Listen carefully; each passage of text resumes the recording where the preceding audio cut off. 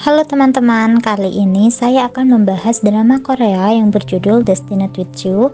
Drama ini menceritakan seorang pengacara yang mengalami sebuah kutukan. Nah, di sini pengacara tersebut diperankan oleh Rowoon yang memerankan sebagai Shin Yu. Jadi dia ini adalah seorang pengacara dan dia juga menderita sebuah penyakit yang cukup langka gitu, teman-teman. Nah, jadi di sini dia itu seringkali mengalami sakit di dadanya secara tiba-tiba, dia juga sering mengalami sakit kepala gitu. Nah, di suatu hari dia itu bertemu dengan seorang wanita yang bernama Hong Jo. Di sini dia itu mulai menjalin kedekatan dengan Hong Jo dan juga makin lama penyakitnya itu semakin kelihatan gitu, kayak tanda-tandanya, ciri-cirinya gitu mulai kelihatan. Dia itu sering mengalami tiba-tiba tangannya itu bergetar kayak gitu. Nah, ternyata penyakitnya ini adalah sebuah penyakit bawaan, teman-teman, atau kelainan genetik yang diturunkan dari ayahnya. Namun perbedaannya, si ayahnya ini dapat disembuhkan sedangkan dia itu tidak dapat disembuhkan gitu.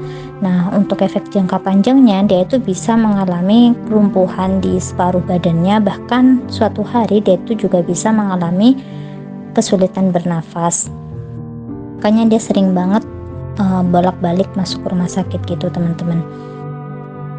Nah, di sini dia tuh memiliki orang tua yang sangat protektif dan juga sangat sayang ke dia. Dia tuh merupakan anak tunggal dan orang tuanya ini merupakan orang yang sangat terpandang gitu, teman-teman. Nah, semakin lama dia tuh lebih sering mengalami gejala-gejala seperti tangannya yang bergetar, dan itu membuat orang-orang sekitarnya tuh notice gitu, apalagi dia tuh kayak dipandang banget.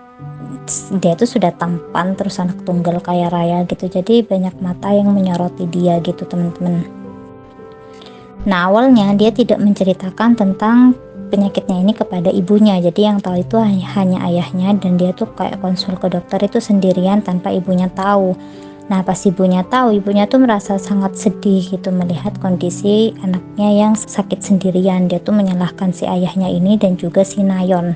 Nah, Nayon ini adalah pacarnya, dia tuh adalah kekasihnya gitu, teman-teman, sebelum dia ketemu sama si Hongju. Namun setelah dia ketemu dengan si Hongju yang diperankan oleh Ju Bo-ah, dia tuh mulai ada perasaan kepada si Hongju gitu nantinya.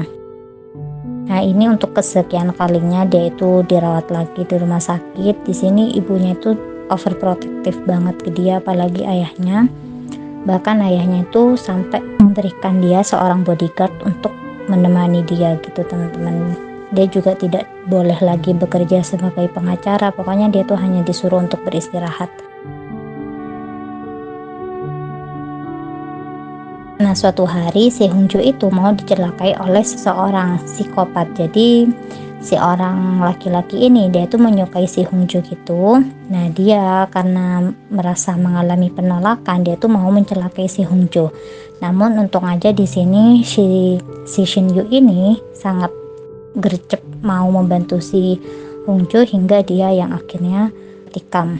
Nah, ternyata di masa lalu si Shin Yu dan Hong Jo ini sempat menjalin sebuah hubungan gitu, dan di sini karena suatu keadaan si Shin Yu itu membunuh si Hong Jo gitu, teman-teman.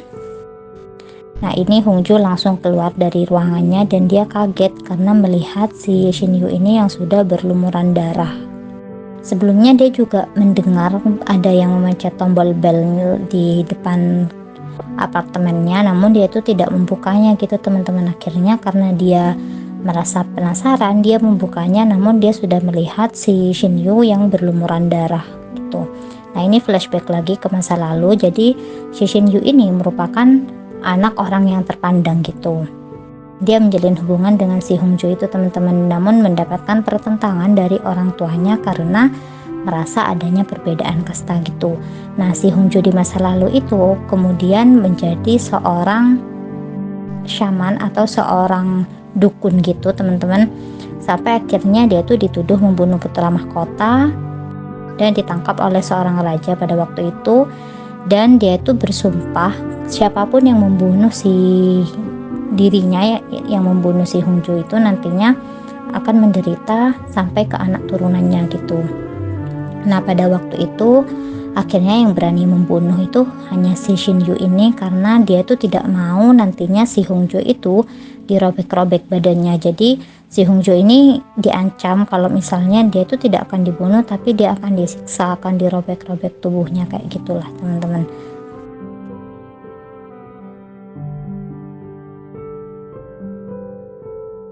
Nah ini kisah di masa lalunya lagi. Jadi mereka itu sebenarnya sangat so sweet banget, namun akhirnya mendapatkan pertentangan itu dari orang tuanya si Shinyu.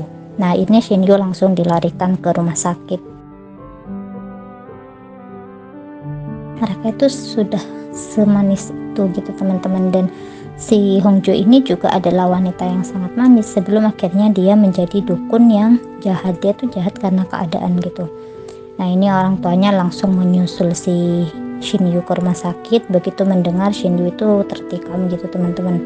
Nah di sini langsung nih ayahnya Shinyu tuh merasa nggak suka kepada si Hongjo, karena setelah dari operasi waktu itu si Hongjo itu sudah tidak pernah mengunjungi si Shinyu lagi. Jadi dia tuh merasa curiga kepada si Hongjo. Namun di sini Shinyu itu membela si Hongjo bahwa semua yang terjadi itu murni kecelakaan dan itu bukan kesalahannya si Hongjo gitu. Jadi selama dia tidak sadarkan diri, Hongjo itu sama sekali tidak datang mengunjungi dia teman-teman, karena Hongjo itu merasa bersalah ketika berada di dekat si Hongjo. Shinyu itu selalu berada dalam malapetaka gitu. Nah akhirnya si Shinyu pun mulai siuman dan dia langsung menghubungi si Hongjo. Nah ini untuk kesekian kalinya si Shinyu ini tidak sadarkan diri, bahkan ini sudah 2 hari dia itu tidak sadarkan diri akibat penyakit genetiknya itu. Oke teman-teman, mungkin segitu dulu dari aku. Terima kasih banyak, bye bye.